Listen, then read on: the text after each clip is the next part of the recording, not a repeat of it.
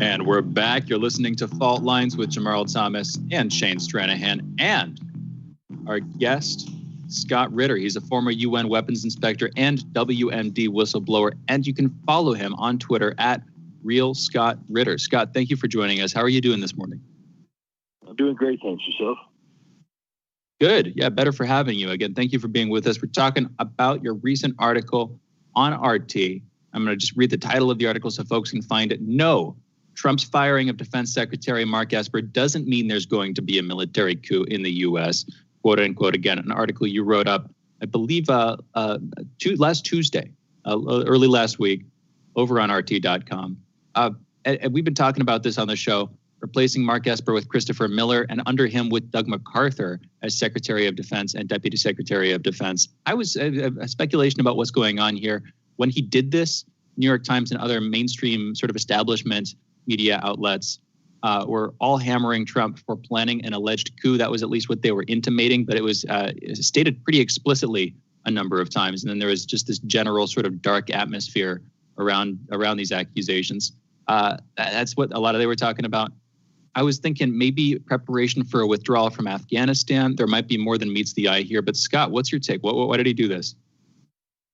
I think that definitely it wasn't for a coup. I mean, the thing that triggered me was Andrew Weissman of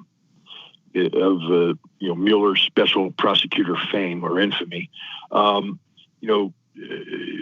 out a tweet that basically blocked the Esper firing and the Miller hiring as just as a step towards a coup, towards setting the military up to somehow intervene in a way that kept Donald Trump in power in an unconstitutional manner.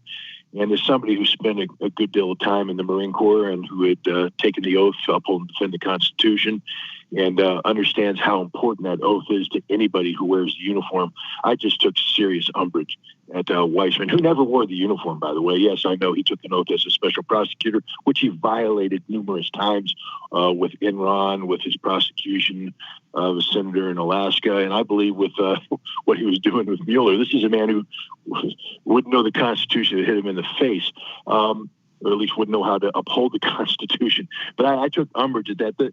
Then, after I wrote the article, as the story unfolded, we now have the introductory memorandum from Christopher Miller to the Pentagon, which pretty much says it's time to wind these wars down. It's time to get out of here, and it feels as if he's been given a preparatory order from President Trump that we're going to be pulling the plug. And you see a lot of other people jumping ship now, we can call their service honorable, whatever you want to say, but they're part of an establishment that has kept the United States in Afghanistan and into the Middle East for almost 20 years now, and in a war that we can't win, in a war that we're not winning, in a war that we're not going to win, and Trump, I think, is recognizing that you can't rely on the establishment to do the right thing. The establishment is geared towards starting a war and continuing the war. It's not geared towards finishing a war and getting out of a war or preventing war. And so he's starting to put in people who are of a like mind of his to shut down these forever wars. And I think that's what we're seeing in the Pentagon. I think we're seeing not a constitutional crisis in the making, but rather the deconstruction of an establishment built for perpetual war. It'll probably just be a temporary deconstruction because, as we know, probably on January 20th, a new administration will come in, Joe Biden, and he's surrounding himself with the very establishment types that Donald Trump is deconstructing. So it's going to be a little glimmer of positivity when it comes to American militarism that'll come to a crashing halt sometime in the middle of January. But at least for a while, hopefully, we can bring the boys and girls home, and we can shut down these wars that otherwise would just literally never end. Scott, what are the hedges for a president to pull his troops out? I mean, Donald Trump has been saying he wanted to get those troops out of Afghanistan, out of Syria, all of these places for a while. In Syria, He did do, I guess, some level of a drawdown, or at the very least move the troops around, but he decided to steal the oil. And so keeping a few, or at the very least paying terrorists to maintain the oil fields. What are the hedges, though? Because Donald Trump has been saying this for a while, that would stop him from doing exactly what he wanted to do, even to the point of needing to put in people to pull this policy off. Why couldn't he pull this policy off with the people who are already in place? He's the president of the United States. Because they lied to him. I mean, we already know this. We know that the outgoing special envoy for Syria has acknowledged that not only himself, but the military lied to the president about the numbers of troops in Syria and what the troops are actually doing in Syria. You know, the president for a while was led to believe that we had 200 troops. The number's actually classified, but I believe it fluctuates between 900 and closer to 2,000, depending on whatever nefarious mission the military is running at the time, which they haven't been totally honest with the president about. The same thing with Afghanistan, where, you know, the president is told over and over again, you know, about certain force structures, but they lied to him because we have a whole covert force structure. We have troops that rotate in on a temporary basis in perpetuity, which means they're not temporary. We just pretend that they're temporary, so we don't count those numbers. The military has lied to this president for years. This is why, again, you know, it's interesting. You know, Bob Woodward wrote the book Rage, and he gave a couple interviews based upon the recorded telephone conversations he had with the president. And Woodward and others were very critical of Donald Trump for calling the generals losers. I mean, how dare he call these honorable men who have 4 stars on their shoulders losers? But he doesn't tell the backstory of how when Trump came in, the military, you know, he said, what are we doing about Afghanistan? The military said, hey, if you just give us what we need, we can win this war. He said, what do you need? More troops. You got more troops. What do you need? More money. You got more money. What do you need? We need to loosen up our rules of engagement so we can take it to the enemy. Loosen them up. Fact is, I'm going to give you the authority to launch attacks when you need it. You don't have to bring it to the White House anymore. And after a year, he called him in. And he said, how's it going? He said, well, you know, we need more troops. He turned to him and he said, you guys are the biggest bunch of losers in the world. I gave you everything you said you need, and you can't win a war. You don't know how to win a war. You don't want to win a war. You're a bunch of losers. I'm better at this than you are because I'm going to just say, let's get out of here. Most honest thing a commander-in-chief has said to the military about their role ever in modern history, because no other president has the guts to sit there and stare these generals in the face and call them what they are, losers, because that's what you are when you can't win a war, especially when you had nearly 20 years to do it. And yet the military lies to him.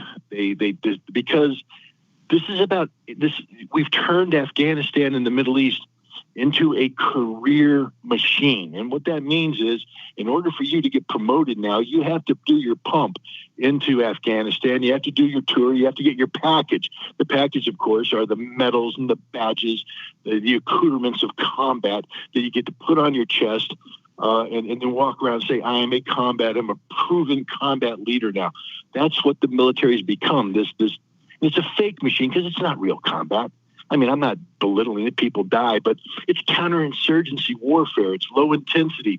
Our military has forgotten how to fight a real war. We couldn't stand up against a peer or near peer opponent today and prevail. If we're talking about confronting Russia and Europe with what? With an army that doesn't know how to fight anymore because all they've learned how to do is kick down doors in villages and shoot unarmed women and children, or hunt down poorly armed insurgents in a mountain using, $2 trillion worth of weaponry to take out an insurgent carrying a rifle worth $122. I mean, that's just stupidity, but that's what our military has become. And Trump has called it out. But it's hard to go against the machine. It's hard to go against an establishment when they don't tell you the truth, when the Espers of the world or the Mattises of the world or the Mileys of the world all sit down and blow smoke at you, and you don't know what's really going on. So how can you make a decision if you don't have all the facts at your table? So Trump's cleaning house now, and it's politically risky. You say, why didn't he do this before? Because it's a huge political risk. Could you imagine the field day, the media, the mainstream media would have had if Trump had done this in the lead up to the election? He's firing his generals. He's preparing for a coup. I mean, all the nonsense we hear now would have been magnified even more. Trump can do it right now because I think even he recognizes he's a lame duck president. This is it. And there are no political consequences. He's already paid the political price. He lost an election. He has between now and January 20th. Isn't it less risky at this point? Isn't he doing it because it's less risky? Just holding that idea for a minute, because it's going to have less of an impact. Like you were saying, it's in the last couple of months here, presumably, unless somehow he's able to shake out a victory from this thing through these lawsuits, through the Supreme Court potentially, unless he's able to get a second term. Isn't this just of incredibly limited impact? I get where you're going with it, and frankly, I agree. I think this kind of thing should have been done years ago. I agree with it on a deep level, but what's it actually going to do, Scott? Well, it's going to get us out of Afghanistan. I mean, we're at the point right now where troop reductions are at this critical margin. We keep talking about wanting to keep special forces in Afghanistan to hunt down terrorism. And this would be a forever perpetuity. It'll never end because there will always be something we will call terrorists in the vicinity of Afghanistan. But in order to keep those guys in, we have to keep a certain amount of conventional military power. We have to keep the air power, the helicopters. We have to keep the quick reaction forces, the conventional forces. So we need, 5,000-6,000 troops in Afghanistan forever. And if Trump can bring that number down, pop it down to around $2,000, then the rest have to leave because 2,000 troops in Afghanistan is an unsustainable number. Can't be sustained in the long term. And so there will be a point of no return where it's virtually irreversible. And I think he's trying to reach that point before he leaves. So no matter what Biden wants, he won't be able to get it. The same thing with Syria. Syria is just a matter of pulling the plug. I mean, frankly speaking, we can pull the plug. The troops will be out within a week. There's nothing that will keep us in there besides us. There's no government in Syria that we're working with. We've already screwed the Kurds. The Turks are doing their own thing. So we can literally just get out of Syria anytime we want with zero, major ramifications. Iraq is the same thing. I mean, the bottom line is we're staring a loaded shotgun in the face through the pro-Iranian militias who right now have a tentative ceasefire because the parliament said we want the troops out. And they said if the Americans pull them out, we'll stop attacking them. And Trump understands the reality of this, that to keep the Americans in Iraq today, there's no viable anti-ISIS mission. It's purely an anti-Iran mission, which doesn't have any congressional authority, which Trump doesn't have the heart in to pursue. And so you just make American troops targets. That's all they are. Scott, we've got to go into a break. Fascinating conversation, a bunch of branches here. We can talk about the individual engagements, long-term occupations by America of those three countries, what they're for, like you were getting into at the end. But regardless, we're going into a break. You guys are listening